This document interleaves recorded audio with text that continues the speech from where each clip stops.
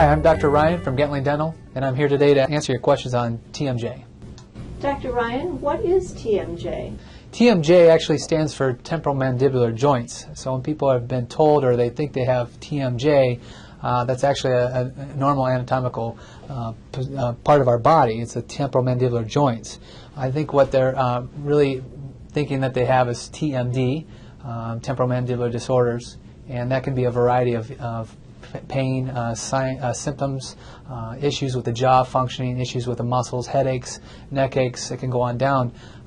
There's a variety of problems that can arise from TMD. How do I know if I have TMD? The best way to find out if you have TMD would be to go to a qualified dentist and have a complete examination done. And together you can sit down and talk about the symptoms and what's going on. And you can talk about treatment options. And there might be further information gathering needed. But that would be the best way to get a start on discovering what type of TMD you have and what is the best possible treatment that could be done. I had orthodontic treatment in the past. Is it possible for me to have TMD now? That's a tough question, and it gets into a lot of philosophical discussions with dentists and orthodontists, and sometimes there's camps that fight one way or another, and a lot of disagreements can happen. What we find in our office, we have a variety of orthodontists in town. Some take special attention to how the jaw joint seats in the fossa, how the jaw stays there.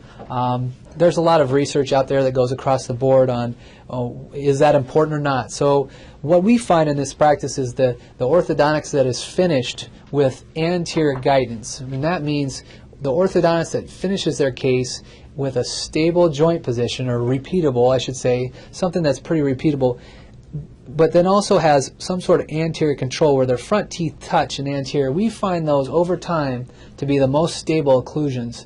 We find those over time to be patients that don't report to us with TMD problems. We see that they're patients that do not have multiple fractures in their teeth, have less pain symptoms in their, it could be tooth pain, tooth sensitivities. They have less dentistry in general, which is very interesting. Whereas if we find patients that maybe were finished with orthodontics with an anterior open bite or an overjet that's just in excess, we find over time in our practice, we find that those patients will have multiple needs for crowns in the back teeth. They may end up having root canals done. They may need have teeth missing. This is in our practice, so I'm not saying in general. So just because you had orthodontics doesn't mean that the system is in a balance. So if a bite is made and the jaw joint's not seated right, you can find pivoting places up, and then as is in with all this, we're assuming there's clenching or grinding going on. I want to make that clear that with everything I've been discussing so far, it's under the premise that we're assuming, I guess, that there's some degree of clenching or grinding at nighttime, and that's why we have appliance therapy, and that's why when orthodontics is done, we're going to assume that there's going to be some degree of clenching and grinding going on. If the balance isn't there, we can clench and grind and make things worse. Are all night guards the same?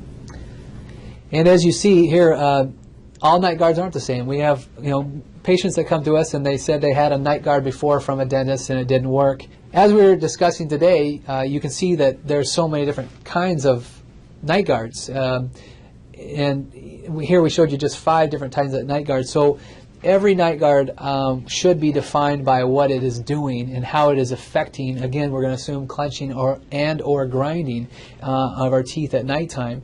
And so, no, not every night guard is the same. They're actually very different, and what they can do for patients is quite a bit different as well. Dr. Ryan, who's qualified to treat TMD? Any dental professional is qualified to treat TMD. There's not a board certification in treating temporomandibular disorders at this time. What you should look for in your dentist would be if they have a special interest in it. I would say that you should ask a lot of questions. Ask those questions. Ask if they've taken extra courses to study temporomandibular disorders, study anatomy, study pain. There's quite a few institutions out there. The Pankey Institution, Pankey website is pankey.org. There's the Dawson Center, TMJ.com. Then there's also the Spear Institute is another one that would have resources. And outside of that, there's so many excellent pain specialists that you can go to for continuing education. So that's the bottom line is anybody can treat it, but you should be very curious as to what is their extra education that they've taken.